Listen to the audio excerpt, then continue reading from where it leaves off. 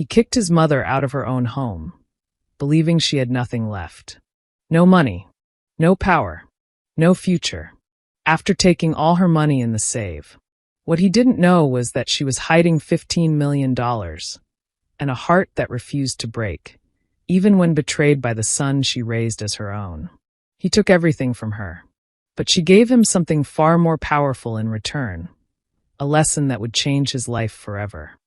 Hello family, welcome to True Life Stories. Please subscribe and leave a like for us, it means the world to us. Also share this video to your friends and loved ones and turn on post notifications so you don't miss future videos from us. Thank you as you do so.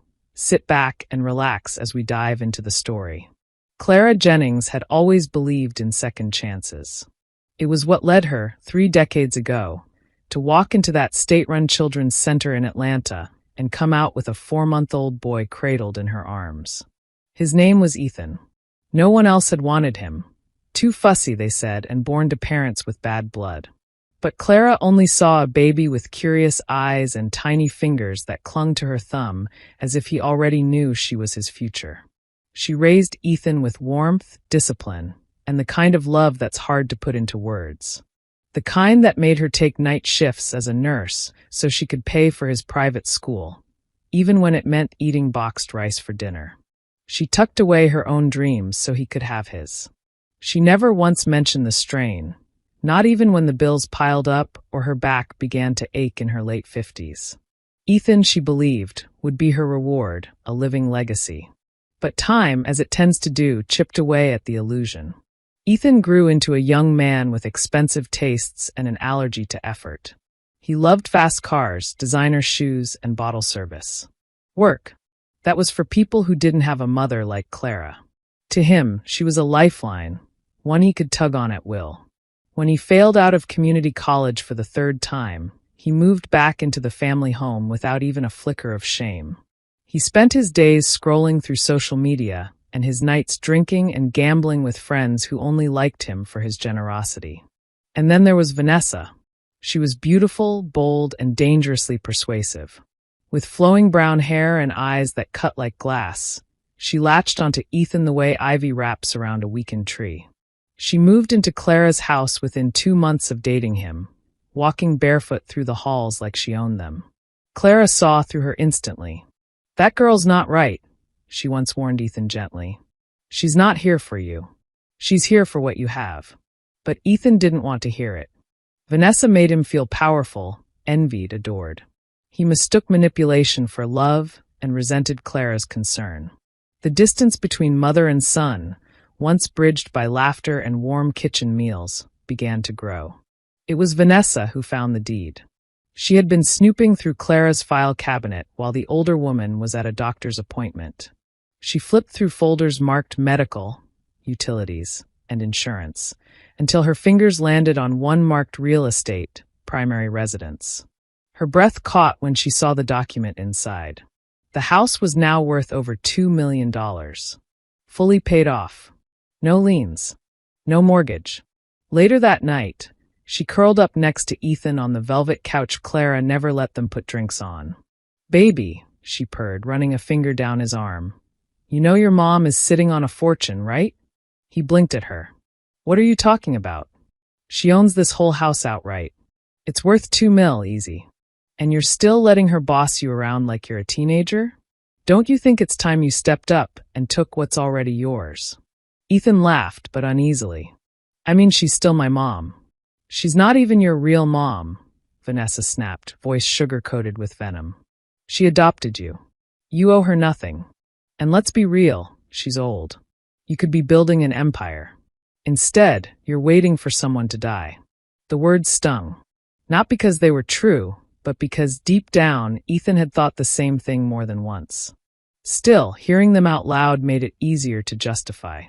Over the next few weeks, Vanessa kept pressing. Every conversation began or ended with talk of the house, of Ethan's right to live his own life without strings. One evening, after Clara gently asked Vanessa to clean up after herself in the kitchen, Ethan exploded. It was the first time he ever raised his voice at the woman who once stayed up 3 nights straight nursing him through a fever. "You don't respect me. You treat me like a child in a house that's going to be mine anyway. Clara froze, dish still in her hand. Going to be? Ethan stepped closer. Yeah. You think I don't know what this place is worth? You're not going to live forever, and I'm not going to sit around waiting. Something broke in Clara that night. Not her spirit, but the unshakable belief that love alone could shield a person from being hurt by their own child. A week later, he told her to leave the house because she was becoming unbearable and his girlfriend was tired of her tantrum. But this is my house, Clara said. I am your son and I have full rights to this house, he replied. There were no goodbyes. No final, tearful conversations. Ethan watched from the front porch as Clara wheeled out a single suitcase and locked the door behind her without looking back. Vanessa stood beside him, grinning as if she'd just won a prize at the fair. They didn't know, couldn't have known, that Clara had spent the last 10 years quietly investing in stocks and small rental properties through a trust in a different state. The total value of her hidden assets? $15 million. But Clara didn't think of that in that moment. She simply walked away, heart heavy but unshaken. She knew a storm was coming. And this time, it wouldn't be on her doorstep. It would be inside the very house Ethan had stolen. The silence in Clara's absence was louder than Ethan expected. At first, it felt like victory. No more judgmental stares. No more nagging about responsibility, ambition, or respect. The house was his now, every inch of it. He wandered the halls barefoot, just like Vanessa, pushing open doors Clara used to keep closed, marveling at how easy it all had been. Vanessa toasted him that night with a bottle of Moat. To freedom, baby, she purred, clicking her glass against his. No more old lady energy. Ethan smirked, lounging back in the leather recliner Clara never let him sit in. He ordered takeout and put it on her old credit card, now in his name. They turned the guest bedroom into Vanessa's dressing room, filling it with racks of designer clothes she couldn't afford 3 weeks ago. Music blasted through the walls at all hours, and neither of them cared that the neighbors started giving them side glances. The first week was ecstasy, but by the second, the cracks started to show.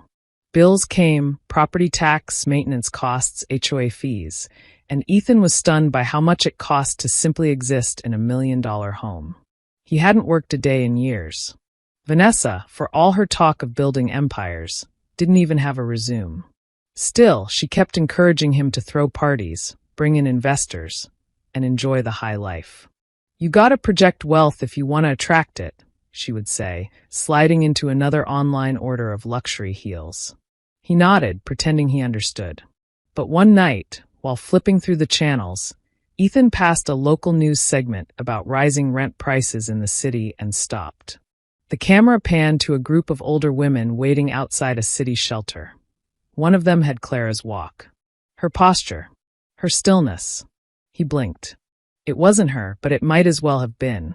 For the first time, he wondered, where did she go? He hadn't seen or heard from Clara since the day she left. No calls. No letters. No furious texts or pleas for reconsideration. She had vanished like mist, and something about that silence haunted him. His mother had always fought back, always stood up for herself. Why wasn't she fighting now? Don't spiral, Vanessa said when she noticed him staring at his phone. She's probably sleeping on some friend's couch, telling them how ungrateful you are. Let her. She's out of the picture. That's what matters. But that night, Ethan couldn't sleep. He found himself walking into Clara's old room, still mostly untouched except for the lingering scent of lavender and Vicks VapoRub. Her Bible sat on the nightstand, bookmarked with a faded receipt from a grocery trip 5 years ago. He opened it, looking for something, anything, that might tell him where she'd gone. Instead, he found an envelope addressed to him. It was unsealed. Inside, written in her steady, looped handwriting, were just 5 lines. One day you'll learn that love is not weakness. Greed is a house of glass. Every stone you throw, you live to regret. I am not lost. I am not broken. I am only silent. For now. Mama. Ethan dropped the letter like it burned. He didn't tell Vanessa about it. He just folded it and tucked it under his pillow. Over the next few days, the atmosphere in the house changed. Things started breaking. A pipe burst in the laundry room. The AC unit died during a heat wave. The water heater groaned like it was going to explode. Clara had always handled these things quietly, efficiently, almost like magic. But magic costs money, and Ethan didn't have any. He maxed out Clara's remaining credit card within 3 weeks. Vanessa suggested selling the old jewelry Clara left behind, then suggested pawning off some of the furniture. He didn't say it out loud, but something inside him rebelled. He could toss his mother out, but her presence wouldn't leave. Her hand was in the wallpaper she picked, the chandelier she saved for. The house didn't feel like his. Not really. Vanessa, meanwhile, grew colder. She started disappearing during the day, claiming to meet with a friend who ran a startup. Ethan suspected otherwise. Her phone was always upside down. Her tone clipped. Then came the registered letter. He found it on the doormat one morning, marked from a law firm he didn't recognize. He thought it was spam. But when he opened it, he saw her name, Clara Jennings, in bold letters at the top. Beneath it, a simple but devastating sentence. This letter is to inform you that the property located at 1847 Sycamore Avenue is under legal dispute for unauthorized transfer and will be subject to a full investigation.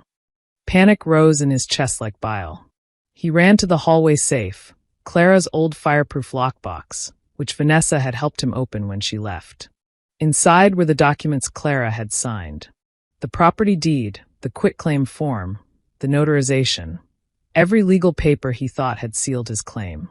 But now he noticed a small, stamped corner he'd never paid attention to before. It read, "For administrative acknowledgement only, not binding without judicial confirmation." He had taken the house, but he hadn't taken it legally. His hands trembled. He called Vanessa, heart racing. She didn't pick up. He called again and again, but nothing. By evening, she returned home with a smug grin and a brand new handbag. "Relax," she said. "Lawyers bluff all the time. She's probably just mad and wants to scare you." But Ethan didn't believe it. Because deep down, he remembered something Clara once said when he was 12 and came home crying from school.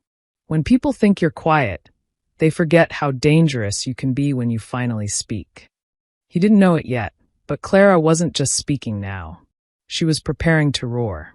Clara sat alone in a modest cafe nestled between a laundromat and a tax service shop on the east side of town.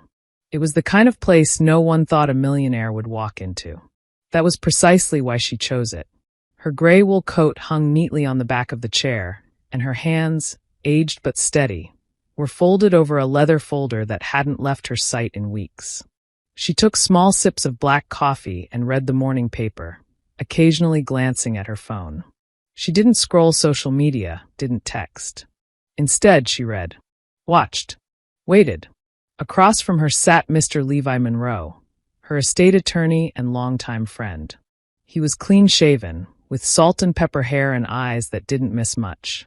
Clara had met him through a church women's group almost 15 years ago, and over the years, he'd helped her quietly build a $15 million financial fortress through diversified real estate, stocks, and mutual funds hidden in layered trusts. "So," Levi said, flipping through the folder. "We're moving forward?" Clara didn't blink. "Yes. File everything. I want the house back. And I want it to sting." He nodded, impressed by the fire in her voice. "Are you sure you don't want to confront him yourself?" "I already did," she said quietly. "The day I walked out that door, he made his choice. Now it's time for me to make mine." Back at 1847, Sycamore Avenue, Ethan was unraveling. It started with the letter, but the avalanche came swiftly after. That morning, he received a second envelope, this one from the county clerk's office. A formal notice of property dispute had been filed. A hearing date was already set. He called 3 lawyers. None would take the case without a hefty retainer. Money he didn't have. Vanessa was growing impatient. "This is getting ridiculous," she snapped. "I thought this was your house. What happened to all that big talk?" He tried to defend himself, but every word tasted hollow. She was already slipping away, emotionally packing her bags. That night, they argued, loud enough for the neighbors to hear.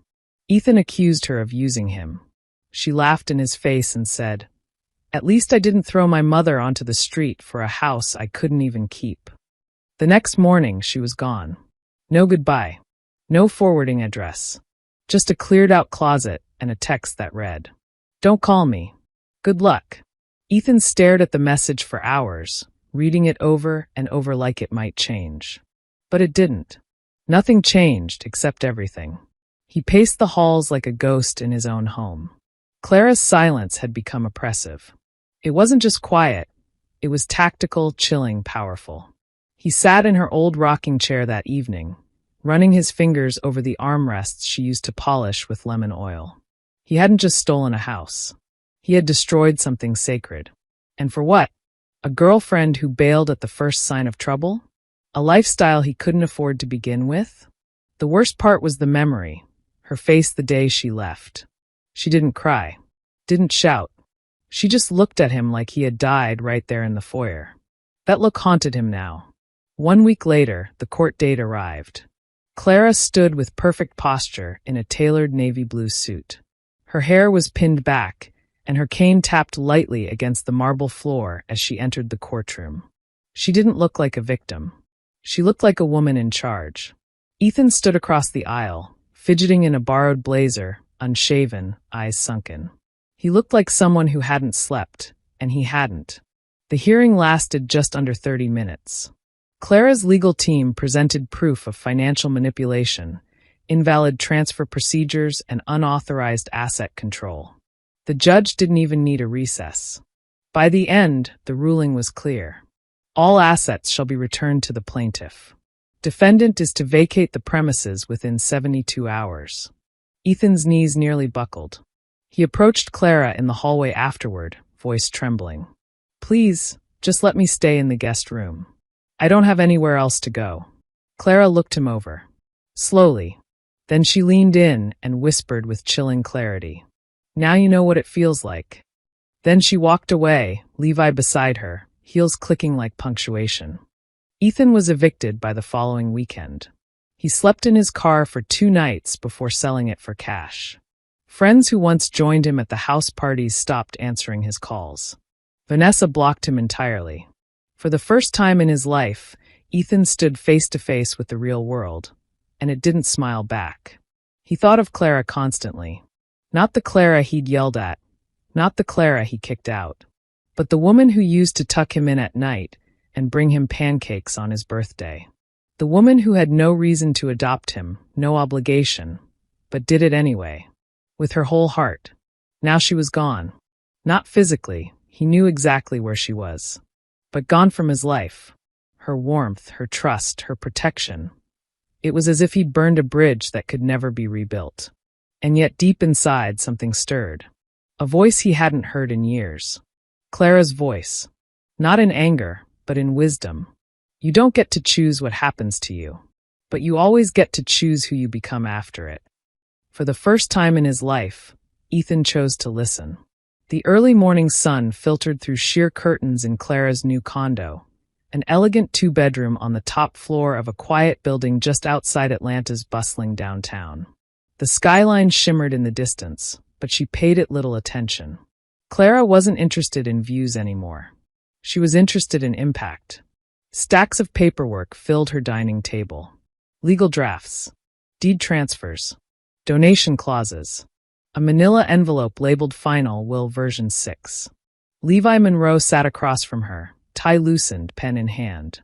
"You're absolutely sure about this?" he asked, flipping through a thick binder of foundation registration forms. Clara nodded. "I've been sure since the night he threw me out." Levi gave a quiet exhale, half admiration, half sorrow. "You could have just cut him off and walked away. This is bigger." "It has to be," Clara said, her voice steady, "because the damage he did wasn't just to me. It was to what I spent my life building."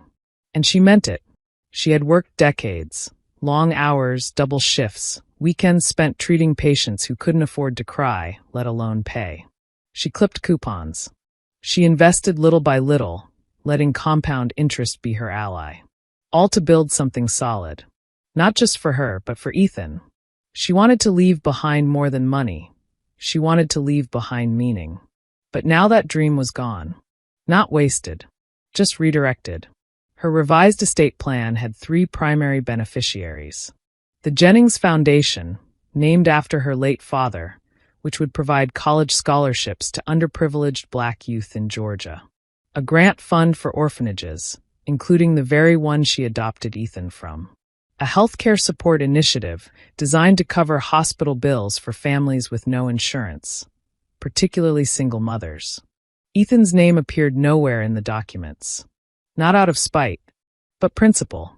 She leaned back, watching the Atlanta haze begin to burn off as the city came to life. "He'll be fine," she said quietly, "if he chooses to be." Elsewhere, Ethan stood in line at the local job center. His jeans were worn. His shoes scuffed.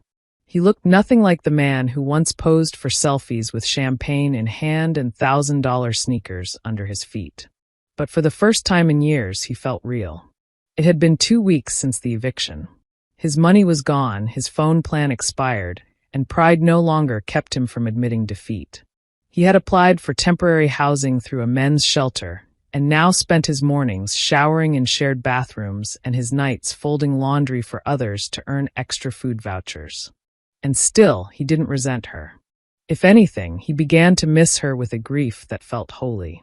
The Clara Jennings Foundation opened its doors on a crisp Monday morning beneath a sky the color of bruised steel. The modest building, painted soft cream with sage-green shutters, was nestled between a youth shelter and a community food bank on a street that rarely saw the wealthy or the celebrated. But here, Clara had chosen to plant seeds. Inside, sunlight poured through wide windows into an open space filled with children's artwork, bookshelves, soft chairs, and fresh flowers. It didn't feel like an office. It felt like a home. That was Clara's design.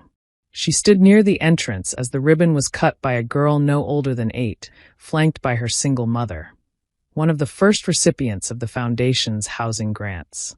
The mother wept openly as she hugged Clara. Reporters snapped pictures, and local news recorded every word Clara said as she stepped forward, her voice calm but unshakably powerful. This foundation was born from heartbreak, but it will live in hope. We are here to serve those who've been overlooked, discarded, or abandoned. Because no one is ever truly lost, only waiting to be seen. Applause broke out, but Clara didn't linger in the spotlight. After the cameras packed up and the crowd thinned, she went to work. That's how she operated, not as a figurehead, but as a presence. She interviewed applicants, visited shelters herself, and sat beside young women with babies on their hips and fear in their eyes. She listened. She offered resources. And when she could, she offered comfort. And as word spread, lives began to change. Meanwhile, Ethan was changing too. He didn't notice it all at once, but change arrived like dawn, slowly, then all at once. 3 months after his eviction, he was hired as a janitor at a local elementary school. The principal, a wiry, no-nonsense woman named Ms. Green, saw something in him most overlooked. "You're not just here to mop floors," she told him his first week. "You're here to protect this space." So he did. He arrived early, stayed late, wore a collared shirt even when no one asked him to. The kids started to wave at him, then talk to him. By the 3rd week, they called him Mr. E. They liked the way he cleaned their desks and left little notes that said, "You did great today," or "Keep going. You're stronger than you think." He was still living in shared housing, still budgeting every dollar, but something within him had begun to mend. His anger no longer flared. His shame no longer devoured him. The fire was still there, but now it was warmth, not destruction. One rainy Tuesday, a guest speaker visited the school. Someone from a local foundation, there to talk about scholarships and community support. Ethan froze when he heard the name. The Clara Jennings Foundation. He didn't recognize the young man who spoke, probably a program coordinator, but he recognized the brochures. He'd seen them being handed out at shelters. He'd seen the name on the bulletin boards. He watched the children sit in rapt attention, and he listened as the speaker said, "This foundation was started by a woman who believes in second chances." Ethan stared down at the floor. He knew who that woman was. And he wasn't just a recipient of her forgiveness. He was a living consequence of her philosophy.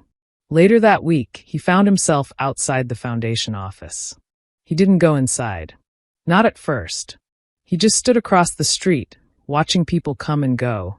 Young mothers, elderly veterans, students with backpacks too old and shoes too thin. All of them finding shelter beneath her name. All of them unknowingly being touched by the woman he had once betrayed. He finally stepped through the doors the following Friday. The receptionist smiled. "Can I help you?" He nodded, unsure how to begin. I don't need anything," he said quietly. "I just wanted to volunteer." She handed him a clipboard without hesitation. That afternoon, he stocked shelves, delivered supplies, cleaned the sidewalk outside. No one recognized him. No one asked why he was there. He wasn't Ethan Jennings, the man who lost everything. He was just Ethan, a man willing to help. That night, as he left, a young volunteer handed him an envelope. It wasn't addressed. It wasn't signed. Just a single piece of paper inside. "Good. Start there. CJ." Ethan smiled for the first time in a long time. A real smile. Not born from pride or indulgence, but from peace. He folded the paper and placed it next to the old note she'd sent him months earlier. 2 pages from the same woman. 2 instructions. "I forgive you, but forgiveness is an inheritance." Good. Start there. And he did. Elsewhere, Clara stood on the rooftop garden of the foundation that bore her name. A nurse from Grady Hospital had just informed her that a child she sponsored for emergency surgery had survived. A girl with the same dark eyes Ethan had as a baby. Clara looked up at the sky, exhaled, and whispered to herself, "Let this be the legacy. Not anger, but healing." Fall crept into Atlanta with the rustle of amber leaves and the scent of rain-soaked sidewalks. The wind turned brisk, curling through alleyways and over bus stops, chasing jackets tighter around shoulders. But for Ethan Jennings, it brought something else, routine. His mornings began at 5:45 a.m. now. Not out of necessity, but intention. He liked the stillness of early hours, the time before the city woke up. It gave him space to breathe, to think. He'd drink weak coffee in a chipped mug, lace up his worn boots, and walk the 3 blocks to the Clara Jennings Foundation building. He had become a regular volunteer, though few knew the full story. He didn't want recognition. He wanted redemption. He stocked shelves, mopped floors, picked up food deliveries, loaded trucks headed to shelters, and quietly handed out care packages to families whose eyes carried stories they couldn't speak. Each time someone asked who he was, he simply replied, "Just someone who got helped once. Trying to give back." Clara knew he was there. Of course she did. Though she never asked anyone to tell her, word always found her. It wasn't hard to connect the dots when the man who once stole from her was now humbly scrubbing the stairwell or helping a disabled veteran carry groceries to a bus stop. She'd seen him in passing. Always from a distance. Always in motion. Ethan never approached her. Not once. He never even made eye contact when they crossed paths in the same hallway. But he stayed, day after day. And the staying, spoke louder than any apology could. Clara sat in her office that Thursday afternoon, the late light of autumn streaking across the hardwood floor like gold ribbon. Her desk was covered in files and notes, grant proposals, and new candidate interviews. But in her hand was a letter. It had been slipped anonymously into the donation box at the front desk. She recognized the handwriting instantly. "Mama, I know you see me. I don't expect anything more. Just know I finally understand why you left, and why you gave everything to people who needed it more than me. I'm one of them now.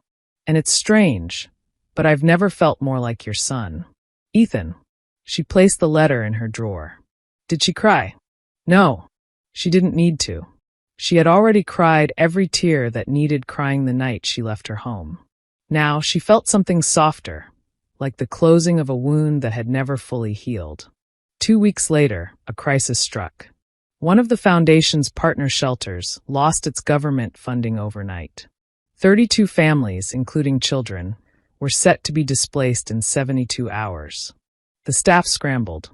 Donations came in. Volunteers doubled their efforts. Ethan was the first to show up and the last to leave. He slept in the back of a delivery van for 2 nights just to keep the supply chain moving. He organized a last-minute fundraiser. He met with food banks. He called in every favor from contacts he made at the school. He worked like a man whose life depended on it, because in some way it did. On the 3rd day, Clara showed up at the crisis center. She found him in the kitchen, hunched over, trying to piece together how to stretch donated meals for 3 more families. His eyes were bloodshot.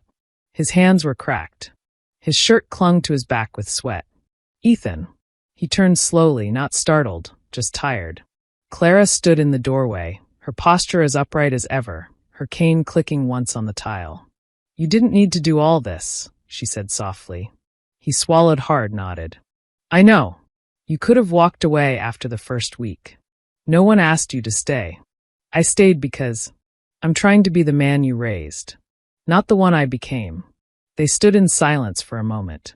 The hum of a refrigerator. A child laughing distantly in another room. Then Clara did something that surprised even herself. She walked to the sink, rolled up her sleeves, and said, "Then let's get back to work." They worked side by side that night, quietly, rhythmically. He chopped vegetables. She packed boxes. They didn't talk about the past. They didn't need to. The healing had already begun. This was the evidence of it. Not a conversation, but a shared mission. A month later, the shelter was back on its feet. Funding restored. Families housed. Volunteers celebrated. At the year-end foundation gala, Clara stood at the podium before a crowd of donors, board members, and press. She wore a long black dress and a silver pin in the shape of a phoenix. She delivered her speech with poise, ending with the words, "I believe in grace. I believe in justice. And I believe that the people who fall hardest are often the ones who rise strongest, if given the chance." She didn't name Ethan, but from the back of the room, he watched her with tears in his eyes. She had forgiven him with more than words. She had forgiven him with purpose. And in her shadow, he had begun to become someone new. Spring returned to Atlanta gently that year. Cherry blossoms unfurled across sidewalks, and tulips bloomed like small promises in public gardens. The city buzzed with renewal. So did the Clara Jennings Foundation. The walls of its main office now bore photographs of the people it had served. Single mothers turned graduates, teenagers who once slept in cars now wearing stethoscopes and caps and gowns. And in one corner of the bulletin board, pinned without fanfare, was a new image. Ethan crouched beside a group of school children, helping them plant herbs in a community garden. The dirt under his nails, the sunlight on his face, he looked real. Present. Grounded. He no longer walked in shame. He walked with purpose. One morning, Clara stepped into the office early, earlier than usual. She liked the stillness before the phones rang and the staff filtered in. She found Ethan already there, seated at a desk in the back corner, surrounded by folders, notebooks, and a whiteboard filled with ideas. He didn't notice her at first. His brow was furrowed as he scribbled on a legal pad. She stepped closer slowly. "What are you working on?" she asked. He looked up, blinking in surprise, but not flustered. "Not anymore. A pilot program," he said. "For teen boys aging out of the foster system. Job training, emotional support, mentorship. I've been working with Ms. Green from the school. She wants to partner." Clara pulled out a chair and sat across from him. "What would you call it?" He hesitated, then said, "The bridge. Because that's what I didn't have. A way to cross over from who I was to who I needed to be." She was quiet for a long moment, her eyes glassy with pride and memory. "That's exactly what you're building," she said. Ethan's pilot launched that summer. It began in one rented classroom, with 5 boys. Some were angry, others quiet. A few had ankle monitors. One had been in 3 homes in 6 months. But Ethan didn't see their rap sheets. He saw himself, raw, hungry for direction, aching for dignity. He taught them how to show up, how to shake hands, how to manage a bank account, how to respond to conflict without raising a fist. He didn't preach, he shared. His failures, his losses, his mistakes, and in his vulnerability, they found permission to hope. Week by week, the program grew. Local businesses offered internship spots. Volunteers showed up to coach, tutor, and mentor. And for the first time, Clara watched her son not just rebuild his life, but build ladders for others. She rarely spoke during his sessions, choosing instead to sit in the back and listen. But one day a boy asked, "Mr. E, where did you learn all this stuff?" Ethan glanced at Clara, then back to the boys. "From the woman who taught me what strength really is." Clara looked down, hands clasped tightly in her lap. Her silence, once a wound, had become a gift. One evening, months later, Clara and Ethan sat on the rooftop garden of the foundation. The sun was setting, casting a copper hue over the skyline. Wind teased the edge of her scarf. Her cane leaned gently against the chair. She looked thinner lately, slower, but not frail. Her strength had simply shifted, inward, refined. "I'm proud of you," she said, breaking the silence. Ethan didn't speak right away. He looked at his hands, then the horizon. "I never thought I'd hear you say that again." "I never stopped meaning it," she replied. "I was just waiting for you to believe it." He nodded slowly, blinking back the emotion, then turned to her with something almost childlike in his voice. "Do you ever regret it? Giving it all away?" She smiled. "Not for 1 second." He studied her face, lined with time, wisdom, and forgiveness. "What happens when you know you're not here anymore?" Clara reached into her coat pocket and pulled out a sealed envelope. "My final letter," she said. "Don't open it until the day after." He took it with reverence, as if it weighed more than the world. "I'm not giving you anything in it," she added, almost teasing. "But I'm leaving something with you. The mission, the name, the foundation is yours to protect. Not as a second chance, but as proof you became the man I always saw inside you." Tears slid down Ethan's cheeks, and he didn't wipe them away. They sat together until the sun was gone, and the sky turned violet. No more pain, no more bitterness. Only two souls once shattered, now whole. And across the city, a boy in foster care filled out an application for the bridge program. He didn't know Ethan's story. He didn't know Clara's pain. But he would feel the weight of their legacy. Because that's how healing works, not always loud, but always lasting. Clara Jennings passed away quietly on a Sunday morning in late September. The nurse found her seated in her reading chair, hands folded over her lap, her favorite book, Maya Angelou's Letter to My Daughter, resting on her chest. The window was cracked just enough for the autumn breeze to dance across the curtains, and a steaming cup of tea, untouched, sat cooling beside her. There were no final words. No dramatic calls for reconciliation or confession. Clara had always believed that her truth had already been spoken, not with her mouth, but with her life. Ethan received the call as he finished locking up the foundation office. He didn't speak when the nurse told him. He only nodded. Then he sat on the steps outside, where the sidewalk still held the last of the sun's warmth. He didn't cry immediately. Instead, he stared up at the sky, whispering, "Thank you."